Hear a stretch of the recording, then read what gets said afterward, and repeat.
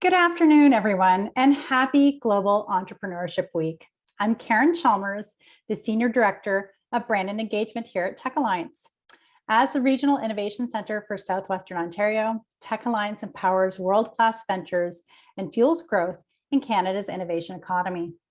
We champion, coach entrepreneurs and amplify and impact businesses, and we contribute to a bold community across the region. If you'd like to engage with our venture growth team, read stories about innovation that's shaping our community with world-changing ideas, or join other upcoming experiences, I invite you to subscribe to our newsletter using the link in the chat. We are the place for dreamers, innovators, and world-changing ideas. In pursuit of creating spaces where innovation thrives, we must act, be bold, and lift others as we rise. And we strive to do that in all that we do. To put it simply, we support entrepreneurs at every stage of their journey. Before we get started, we have a few housekeeping points. All participants' microphones are on mute, so relax and enjoy. Today's masterclass will be recorded and available for replay on our YouTube channel. I encourage you to add any questions for our guests in the Q&A feature at the bottom of your screen, and add any comments in our active chat feature. Culture, communication, and connectivity are all imperative to having a workplace that attracts and retains talent, ensuring all are supported in their efforts to grow, contribute, and generate excellence. Even those with the best intentions may be missing the mark when it comes to hiring and workplace habits. Fear not. Today, we will hear about the importance of mentorship, inclusion, and awareness to heighten your workplace practices, and in doing so, increase your talent pool to include and support all, including a huge population of highly trained and skilled newcomer talent. We are very fortunate to have a network of regional innovation centers across the province that aid in amplifying and supporting Ontario's innovation economy. Presenting this masterclass, Effective and Inclusive Workplaces for Newcomer Talent, Tech Alliance is joined by Haltech, Innovation Guelph, Innovate Niagara, Innovation Factory, and in addition to our presenting partner, Immploy, and Employment Council, serving Southwestern Ontario. Leading today's talk are two experts from Immploy, Kayley MacGregor and Alessia Zonta. Kayley is the Employer Advisor at Immploy. She engages employers across Southwestern Ontario, supporting efforts to recruit and retain immigrant talent. With a degree in social justice and peace studies, Kayley integrates the foundation of equity, diversity, and inclusion with the practical elements of hiring, onboarding, and retention, and best practices. Alessia is the Mentorship Advisor at Immploy. Alessia works with professionals from across Southwestern Ontario to connect them with skilled newcomers in their industry, coordinating mentorship matches, and offering learning and development opportunities for professionals and their teams. With a degree in public policy and experience with immigration, volunteerism, and professional development, Alessia brings a wealth of knowledge around the personal and professional benefits of mentorship and its role in fostering economic prosperity and sustainability. Welcome, ladies. With that, I will pass the presentation over to you, and I look forward to taking it all in. Thanks, Karen. Thank you, everybody, for attending today. We are really happy to be here, and thank you for the introductions. Alessia and I are going to kind of co-facilitate today, as Alessia really is focused on the mentorship piece and helping employers to integrate mentorship as a part of their everyday work. And then on my end as well, I always am talking to employers about how we can best recruit, onboard, and retain newcomer talent. So that's kind of the subject area that we're talking about today. And let's kind of get into it.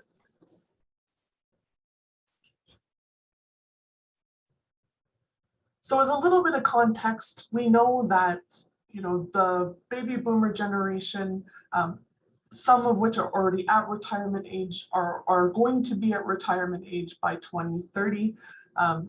Estimated 9.2 million of them will be of retirement age by 2030. We also know that Canada's fertility rate is 1.5, so we know that it's below the replacement rate level. In response to that, we've also seen an increase in immigration.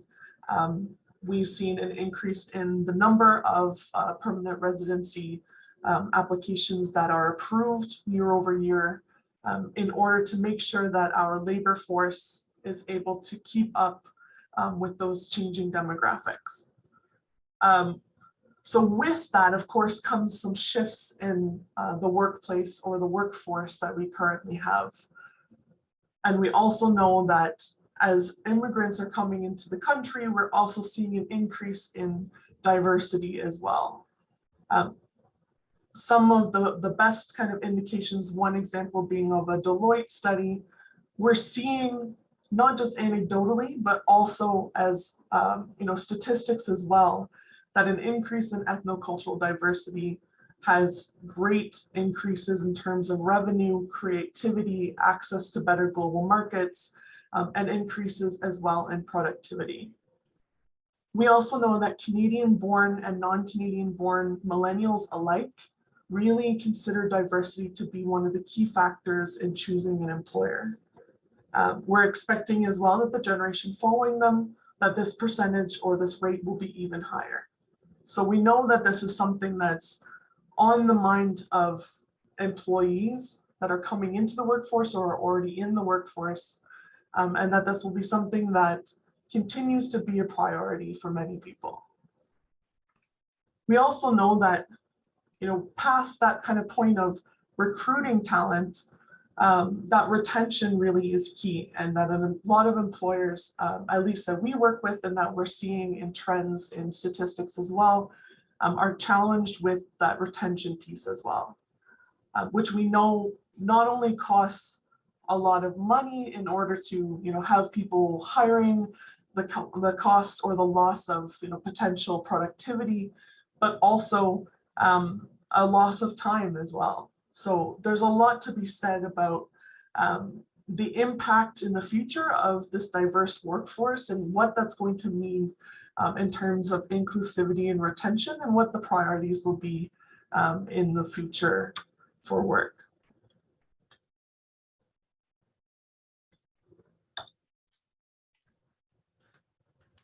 So when it comes to recruitment, there's many types of strategies that can be used throughout the recruitment process that will increase inclusivity. Now, a lot of these examples that I'll use or these strategies are meant, of course, to serve newcomers, although they are also very much applicable to a lot of other groups as well, so a diversity of employees in general. So kind of starting in that first part of the recruitment phase, we have the job description. The job description really is that first opportunity for you to introduce yourself as an organization or as a company to potential employees, to really communicate to them, what does your organization do? What are the values and the mission of the organization as well? And also to be able to clearly illustrate to potential candidates what you're really looking for. So some of the things to be very careful about with job descriptions, slang and industry jargon. Not to say that you can't use the industry jargon if there's certain softwares or things like coding languages that are needing to be used or included in the job description. Keep them for sure, but there are some things where, if it's an acronym, it could be written out, or being careful even of very casual kind of Canadian slang as well. Sticking to the essentials. So sometimes you'll see job descriptions that are pages and pages long. And it's sometimes not very clear what are the required skills and qualifications versus kind of those nice to have or those skills that would be an asset to the role. One of the best ways of really being able to make that clear is to actually have it clearly defined as required skills with a very specific list, ideally as short and concise as possible. as well as here are some other things that would be an asset to the role. Sharing your mission and values is also very important in job descriptions. As I said, it's kind of a first impression often for people of your organization. So often kind of at the beginning, having a paragraph or two about what it is actually that you do as a company, but also what are some of the values that you have and how do you demonstrate them in your work? You know, if inclusivity or diversity is a priority, making that clear in the job description and why it is that you value that. And then one of the other key things as well for job descriptions really is including salary. So there's been a lot of discussion about whether or not to use or include salary. Sometimes it's kind of a question of, you know, do we put a range when we might have somebody who's in a very beginner or entry level versus a much more experienced person, and that there might be a really wide range in terms of salary.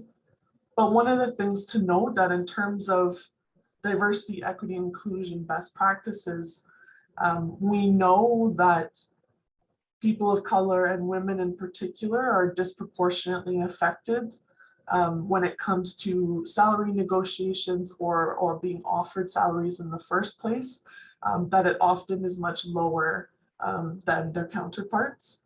And so from that lens, or the equity lens, the salary really is something that's important to include, even if it means that it's, you know, there's a beginner salary range and a more experienced one.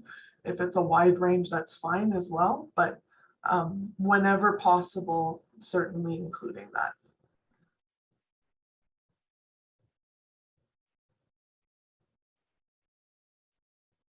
So once you have that job description complete, the next phase really is about outreach. So how do you share this job description as widely as possible and to as many qualified candidates as possible? One of the things to note really about outreach is that it is something that should be kind of done throughout the year. So how do you build connection with different organizations, professional groups, networking groups, etc., so that they're aware of you even before you start that process of looking for someone? Often what we hear from employers is that when they are actually looking for someone, they're in a pretty tight timeline. So they're looking to fill kind of that vacancy as quickly as possible. So really trying to kind of make outreach as a part of your strategy throughout the year really can help to be able to tap into those networks when you need to move quickly. So some of the types of places that we would recommend connecting to or reaching out to, of course, you know, the Indeeds and the Glassdoor and, you know, LinkedIn, all those places are great to post, but also considering some other places like community organizations, so settlement agencies or multicultural organizations who might be connected to either newcomers, or they might be connected to certain cultural groups as well, and may be able to kind of share that information with folks that they work with. Network associations, so for example, Black professionals in tech. So if you're looking for someone specifically for tech positions, those kinds of more specific organizations or networks are a great way of being able to reach out. Employment agencies, obviously Immploy, but also others as well, who are able to connect to people who are actively job seeking. Social media, so still kind of following those traditional outreach methods too, making sure that you're posting on all of your social media places, and considering as well, if you don't have one already, a careers page on your website as well. So that even when there's not vacancies, there's some information about the types of opportunities that you might have. Networking events and job fairs, of course, over the last couple of years, a lot of them have been virtual, but we expect there's probably going to be some hybrid types of events going forward as well. And so, you know, job seekers and employers alike are really looking to find that connection piece as well. So those are great ways of being able to meet people kind of face to face, even if through a screen. And then job boards as well. So as I mentioned, Indeed's kind of one of those big ones where there's a lot of jobs posted and a lot of people, a lot of traffic as well. But there's also some job boards that are more specific. So, Tech Alliance, Haltech, the London Economic Development Corporation, Night Hunter, those are some that are a little bit more industry specific or region specific as well. And so those are also some great places to look. Say if you're open to candidates from London, Kitchener, Waterloo, and Toronto, maybe finding some opportunities for job boards that are specific to those regions as well.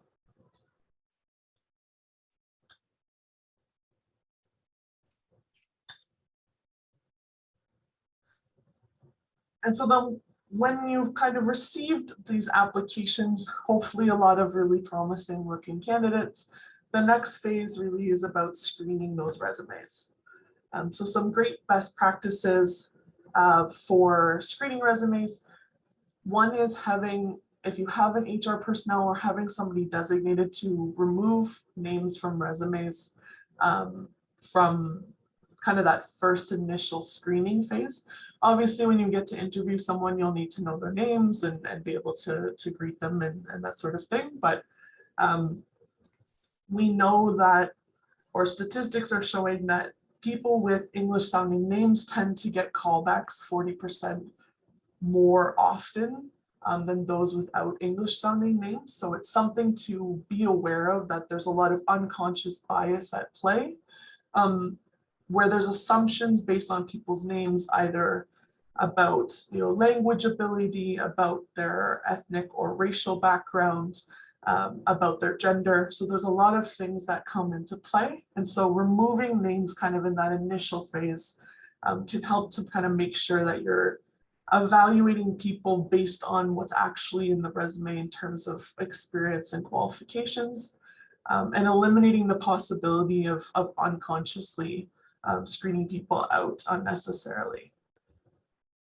Understanding that there's differences in formats between cultures of resumes. So we tend to have a very standard type of resume format in Canada. Obviously, some people have maybe a visual version or make it look more interesting using color, those kinds of things, but they're generally the same kind of format of position, responsibilities, or achievements, and in a chronological order.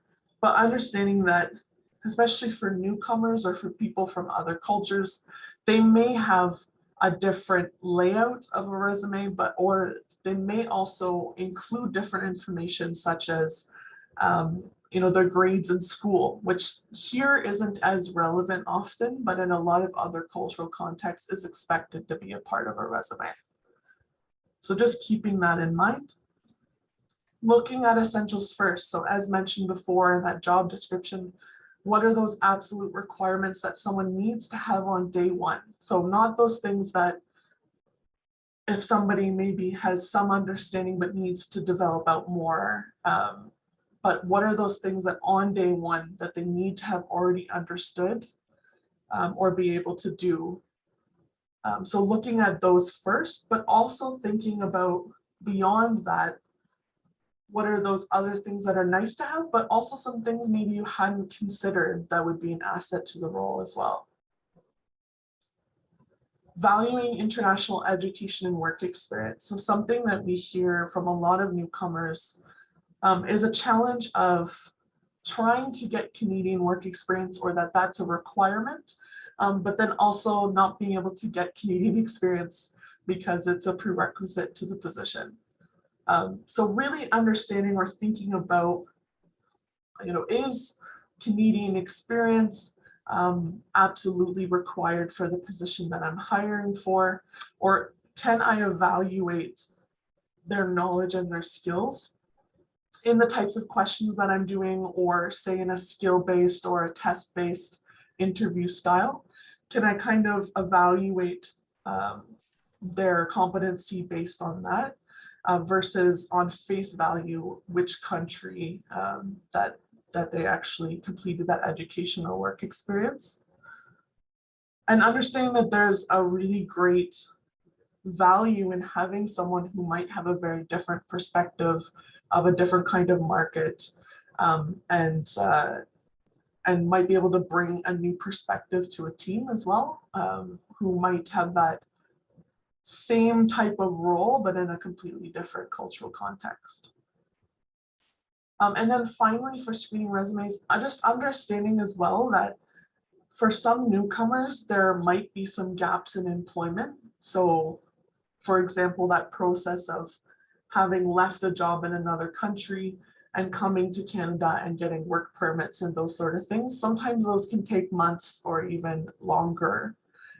So just understanding that if there's concerns about gaps in a resume, especially for somebody who might be a newcomer or a recent immigrant to Canada, that there might be some reasons why there's been that kind of gap in employment, and being able to kind of probe further, say in an interview, about that.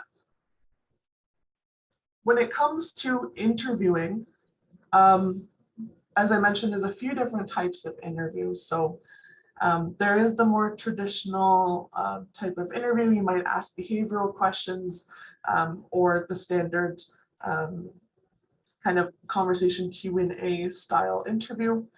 There's also test-based interviews, which are typically more of a second round, where you might ask somebody to do a coding test or provide a social media sample or something of that sort. But then there's also, and some organizations already do a great job of doing this, the cultural interview. So this is also an opportunity for employers to get an understanding of whether or not someone fits with their organization in a more objective way. So being able to assess what are the values of my organization and how has this candidate demonstrated or demonstrated an understanding of what those values are, or how have they demonstrated that in work that they've done in the past. So that's one really great way of being able to kind of assess that notion of culture fit in a more objective way. Creating diverse hiring panels. So ideally diverse in a few different ways, but even just diverse in terms of having, say, a manager and having someone as a colleague on a team, all on an interview panel together. Ideally not having an interview just one-on-one, but having more than one person involved in that interview process. Communicating expectations. So from the time that you ask them to come into an interview, letting them know what is the dress code, where to go, what are the expectations in terms of what type of interview it is. Being very clear on these things, because in other cultures especially, that process of interviewing is very different. So for example, in some countries, it might be that you come to the interview and you get hired right on the spot and start maybe the next day. Typically here, that process is quite a bit longer. And so understanding that not everyone will necessarily understand what multiple rounds of interviews looks like, or even what they should wear as well to an interview. So just being very clear in communications with candidates about what they should expect. Being direct and clear with your questions. So this is similar to what I was saying about slang and jargon. So trying to, as much as possible, be very specific and concise in the questions that you're asking. There was an example that I like to use where someone was interviewed and they were asked what they would bring to the table, and they answered food, which is a really accurate answer if you take that question quite literally, as what you would bring to an actual table. But really what the employer was trying to get at was, what are the kinds of skills and qualifications that you would bring into the role, or how do you think you would bring value to the role? But instead of asking that, it's kind of asked in a way that has a bit of slang, which requires more of that Canadian cultural context in order to understand. So in that case, unfortunately, that candidate did not get another interview and was not hired. Which is really kind of a loss on both ends. Maybe they were a great candidate, but just misunderstood the question. So really just trying to be as clear as possible when you're interviewing. And then finally, closing the loop. So if you interview someone or you screen someone and you don't end up moving forward with them, making sure to at least email candidates to let them know, or to call them if it's saying, a top 3 kind of situation, they've gone through a couple rounds of interviews, at least emailing if not calling, just to let people know, and then also offering feedback. So if you're in a place where you're able to do that, certainly for newcomers, it's helpful in that that may be a very new process to them. So whatever learnings that they're able to take away from this process, they can bring forward with them. So feedback is definitely appreciated if you can offer that, but just making sure in general that you kind of close that loop. It helps to really keep your reputation as well and in good standings, knowing that these people may as well be future clients, or they may refer the company to other people, or they may be future volunteers or staff. It's really important to make sure that communication follows through from that very beginning, even to the end, even if it ends up with a rejection. So that's a little bit about the recruitment piece. And I will kind of flip it over to Alessia, who's going to talk a little bit about how mentorship can impact your workplace. Thanks, Kayley, and hello, everyone. Thanks for having us today. So again, my name is Alessia. I am the Mentorship Advisor at Immploy. And for a little bit of context, what I do is I match volunteer professional mentors in Southwestern Ontario with newcomers who are looking to get into their field or industry where they have the education and experience, so that commensurate employment opportunity. So today I'm going to be speaking about how we can take that model, mentorship, and place it into our workplace as a retention strategy, and how to effectively work with newcomers in this way to make it a part of the onboarding process, but also a part of the workplace culture in general. And as Kayley was mentioning, these methods can generally be used with any new employee, but today we're going to look at it through the lens of a newcomer and how it can be tailored to their specific needs. I'll reiterate some sentiments mentioned previously with that newcomers bring with them what is called a deep level of diversity.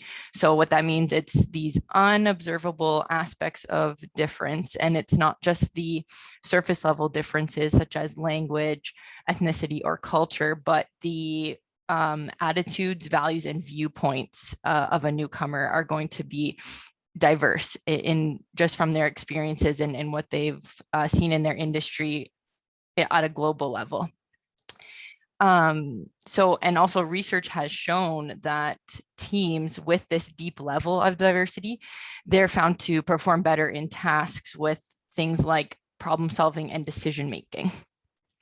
So for a moment, I'll just have everyone listening, if you could bring yourself back to the start of your career journey yourself, and remember those interviews, remember some possible career changes you may have made, some rejections you may have got, and times where maybe you were ill-prepared for a meeting. And I know I've been there for sure.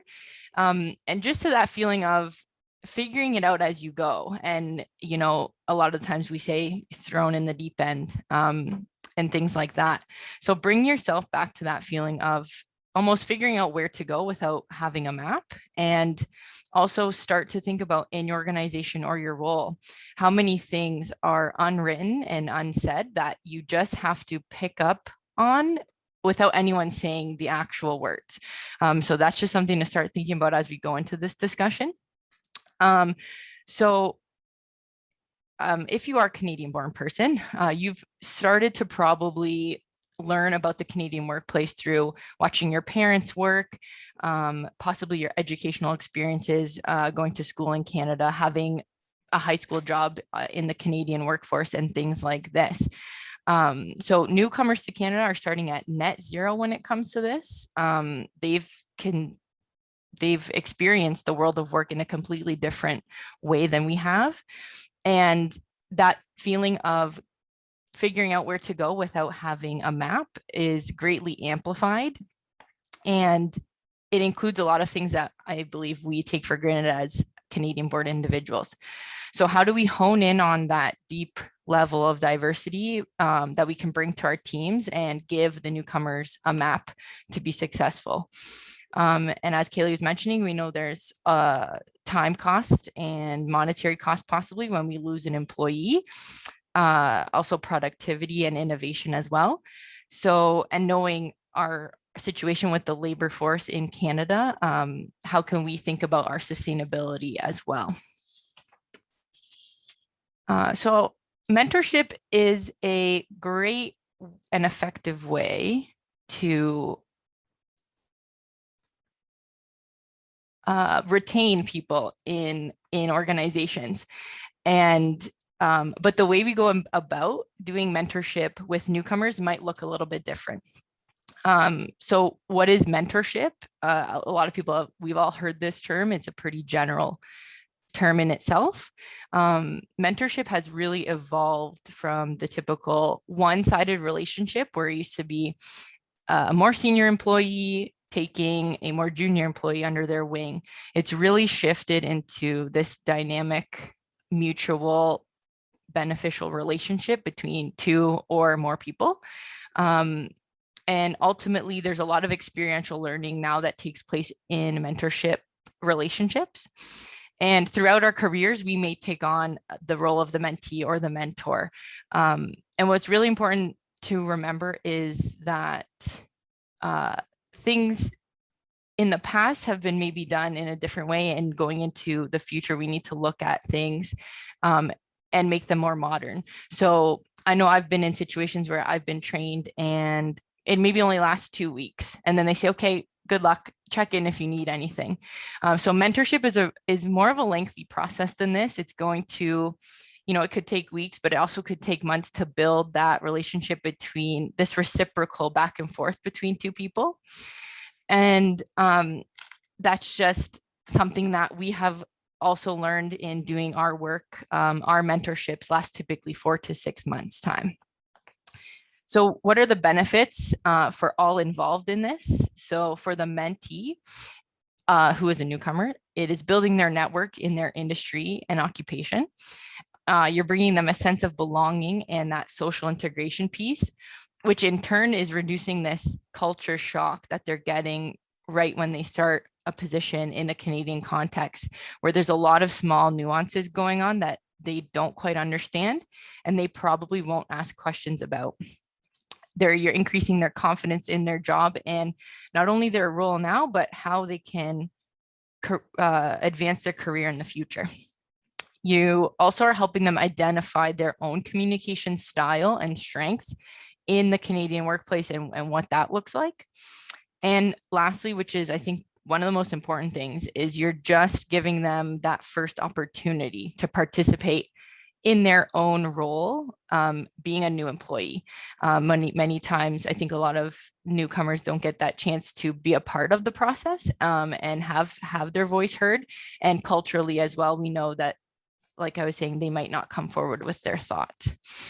For the mentor involved, who is providing this guidance and this support, it's strengthening a lot of your soft skills and leadership skills as well, and giving you an opportunity to advance your own career and skill set professionally. You're improving your cross-cultural awareness and getting an international perspective on your own industry and how things are done in another country in your role. And this is where a lot of that innovation and creativity can come, to see how you make decisions and how things are done in a different country can really give you a lot of good perspective. And just in general is a lot of intrinsic rewards and reflection on your personal values. I work with a lot of volunteers, and the thing that I hear most really is just that internal benefit that they get, getting someone that commensurate position that they've been really striving to have, their dream job, let's say. And it's hard to explain that in words, but I just hear it in our conversations in the work that we do. And for the organization itself overall, a mentorship retention strategy fosters culturally competent employees. It builds this deep level of diversity I was mentioning in our teams. And it's a new way to engage and empower your employees to take on a new type of leadership role. And as well, it fosters this innovation and creativity.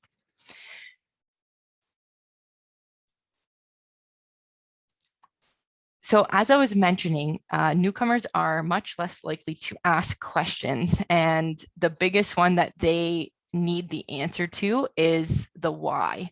So why do we do the things that we do in the order that we do them, and how has that come to be? So as much as we can try to not answer that question of why with, oh, that's just how we've always done it.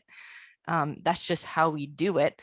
It'll be much more beneficial to maybe explain how the organization has evolved in that process, how it used to be done, but how they've seen it to be better done this way. And understanding that why and where the decisions come from is going to be really important to a newcomer.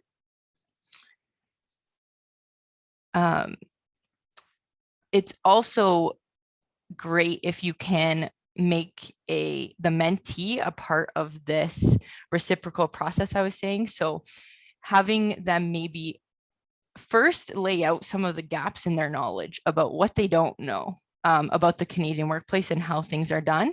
And then at least you have this starting point of, okay, this is how we can fill those gaps from their knowledge. And it's a lot of these things that could be common knowledge to us. So for example, how do you start an email in this organization?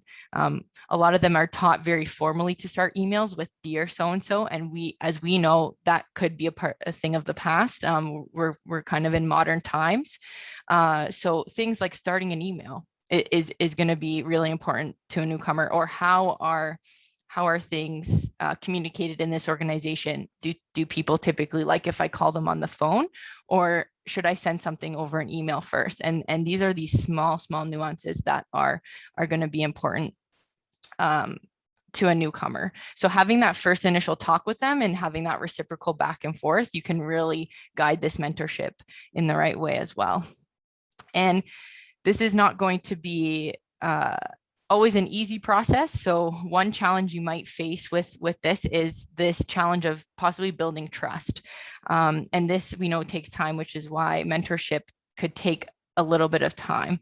Many newcomers at times are, and they vocalize this to me, is that they're in disbelief that someone wants to help them and help them be successful, especially in an organization or someone who's not getting paid to do that. And this could be for a multitude of reasons, but for the most part, they could have come from a country where this idea of aid or help could be possibly part of like coercion or corruption. And so building this sense of trust it could be a challenge, but just knowing that they are part of this process and not making it something that's done at them or to them is going to give you the best results when you kind of start stepping forward in the mentorship process. So keeping in mind that they might not ask questions, it's important to put this as a proactive part of the process. So some ideas for this, I have here at the bottom. You could schedule some question sessions. And again, this is to find out where their gaps are. Maybe they're doing the job, and every couple of weeks you say, okay, let's have a question session. And they can just kind of come out and be open. And it's kind of an open discussion where you won't judge them for having these questions, but they're just slowly learning where their gaps are and how you can address them as well in a back and forth kind of conversation. And this one I think is really important. And it's one of my favorite graphics. I can't take credit, but understanding how a newcomer likes to receive feedback is really important. And I think for any employee, but having them understand how you give feedback is going to be really important. So, and how they take that information. So a lot of the times we do the sandwich where we say something nice, we say, oh, but can you fix this? And then we end it off with a nice note as well. There's different ways we can give feedback, but knowing how they receive feedback is really great, how they prefer to hear it. And also you can share with them, this is how I typically give feedback, and this is what it means and why.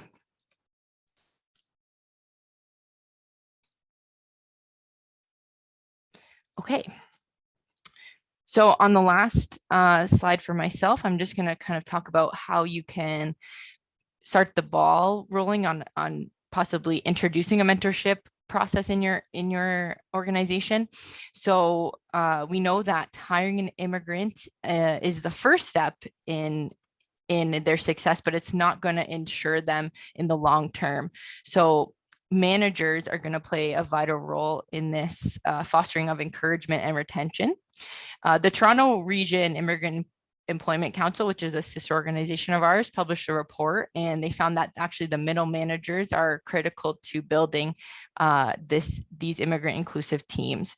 And management has a few roles to play when it comes to an internal mentorship program. It's going to be, number one, recognizing their own employees and who might be a good fit to be a mentor.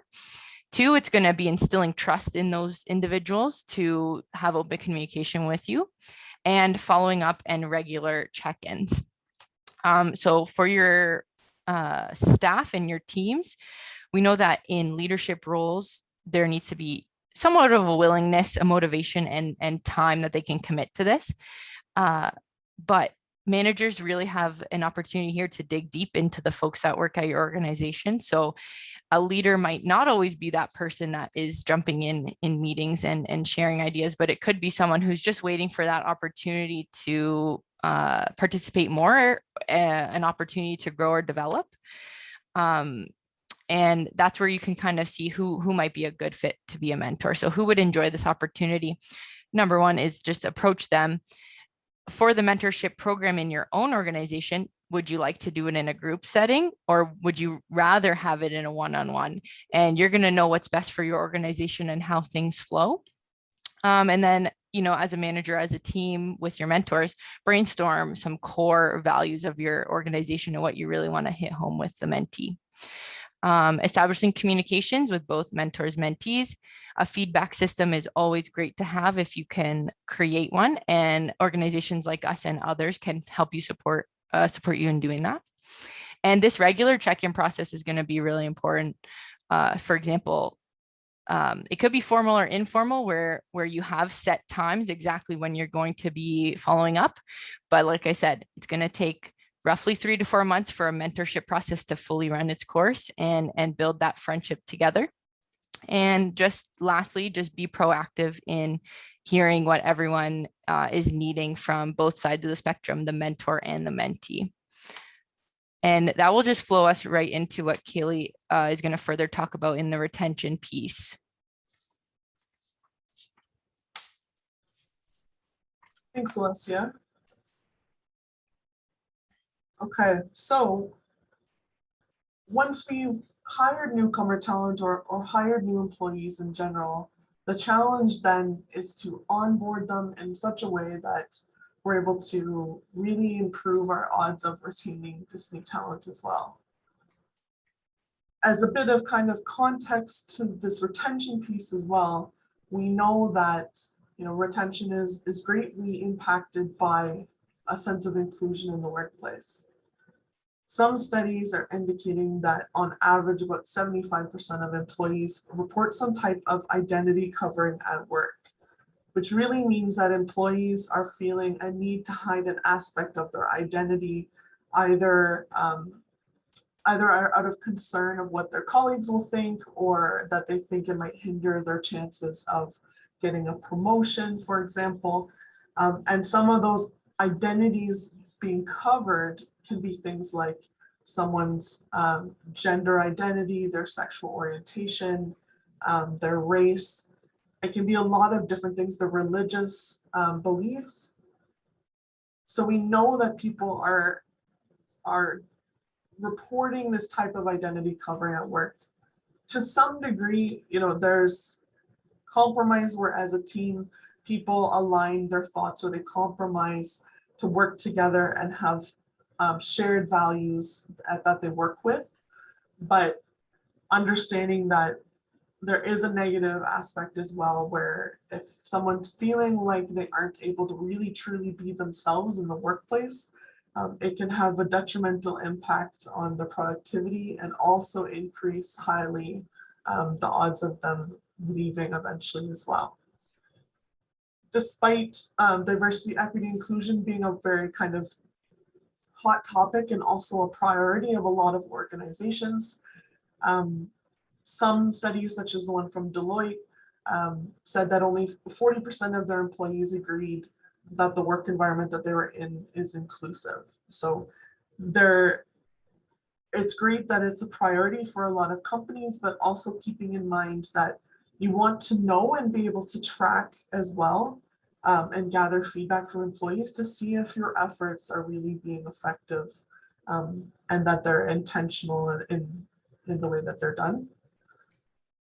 High engagement really is key to retention. So we know that high employee engagement, whether that's opinions or taking into perspectives on the way that a process is done, making sure that you're regularly surveying your employees, whatever that may be, that employee engagement piece makes employees 87% less likely to leave their company. And also there's an indication that there's about a 20% increase in productivity. So really the most effective way of being able to make sure that you have kind of done the very best that you can do in terms of keeping employees with you is making sure that they feel heard and engaged as employees within your company. So some of those best practices, kind of leading straight from that point as well, is collecting feedback. So some employers that we've heard from or worked with have done a really great job of incorporating feedback as a part of their, not necessarily everyday practices, but a part of their regular practices. So when you have new employees, do you have a 30, 60 or a 90-day kind of survey to get an understanding of whether they feel like they're adjusting well, if they feel like they understand their role, all of those kinds of pieces. But also some employers have done things like yearly kind of pulse surveys, as they call them. So understanding, has there been any issues in the workplace? How does leadership, what is the opinion of leadership of employees who work under them? Are they feeling like the workplace that they're in is inclusive and that they feel like they can be themselves? Any kinds of feedback that you as an organization decide that you're really looking to gather. You can also gather that through things like town halls. So some companies will do that as well, or other various methods of collecting feedback, but surveys are probably one of the most common ones. Since it can be anonymous, tends to have kind of a better or more honest response rate. Providing training for managers. So whether that's like intercultural communication, so how do you communicate with people from different cultures, how to manage conflicts between people on a team, diversity, equity, and inclusion training, how to properly onboard newcomer talent or diverse talent in general. Has been proven to be a very effective way of increasing kind of that trust and that connection between leaders of teams and the rest of the team overall. Creating goals and tracking for accountability. So some organizations might have, say, a diversity, equity, and inclusion strategy, or even just with a strategic plan that there might be a component of that embedded in those goals. But the most important thing beyond actually creating those goals is making sure that there is an accountability measure in there. So how do you kind of check in throughout the year to make sure that you are being successful in achieving the goals that you've set out? Celebrating and understanding and embracing differences. So this can be things like cultural lunch and learns. It can be having a social event outside of work as a team. It can be even as simple as sending emails when, in the way that people send emails when it's happy holidays, but also like Diwali and Ramadan. What other kinds of cultural celebrations are there that you can make sure that you're communicating to your employees that you recognize these different beliefs and different cultures as well, but also acknowledging too when there's things like losses in the community or negative political situations or other things that are going on in the community. Sometimes as simple as sending out a message to people and saying that you understand that it might be difficult for some people and that there's resources within the company to support them. That kind of thing can really go a long way. And encouraging professional development and that pathways of progression are clear. So some organizations have done a really great job of keeping kind of an inventory of the skills that they have within their organization and being able to pull in those people who have these skills that maybe they are not using as often in their current roles into new projects and initiatives, and making sure that the process of promotion or asking for raises, all of those kinds of things, or moving horizontally within the organization, making sure that that process is very clear and transparent to all employees. A lot of, I think, employees find that process to be very vague and kind of secretive. So, and any ways that you can kind of make that clear, what that looks like and how you evaluate someone when you're considering promotion is very beneficial.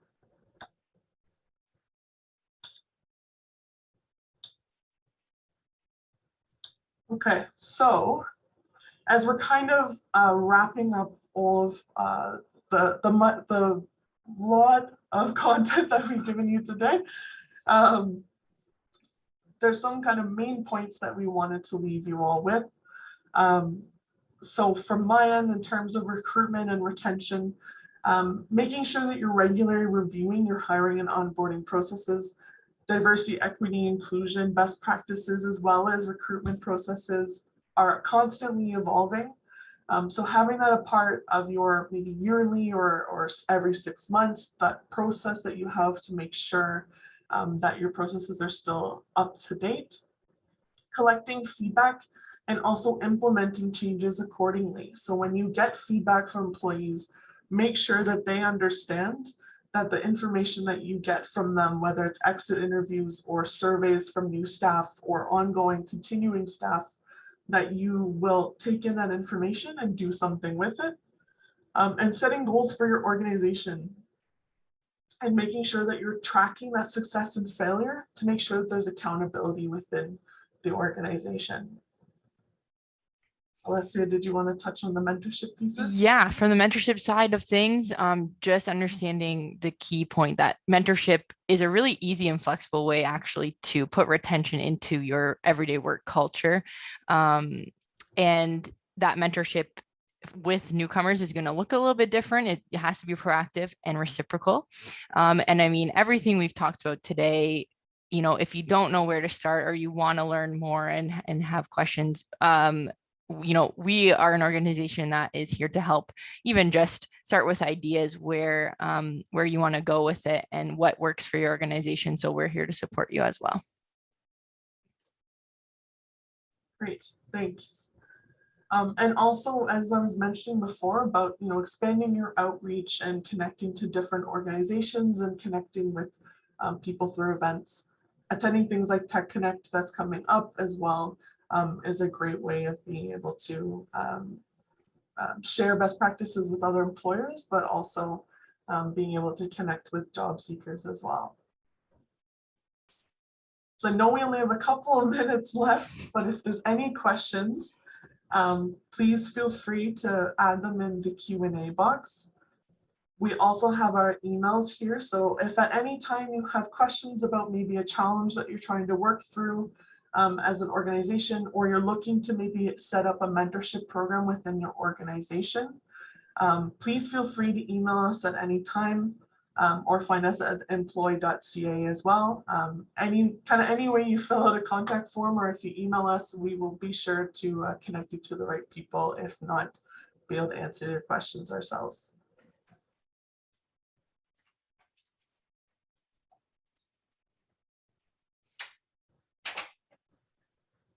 Wow.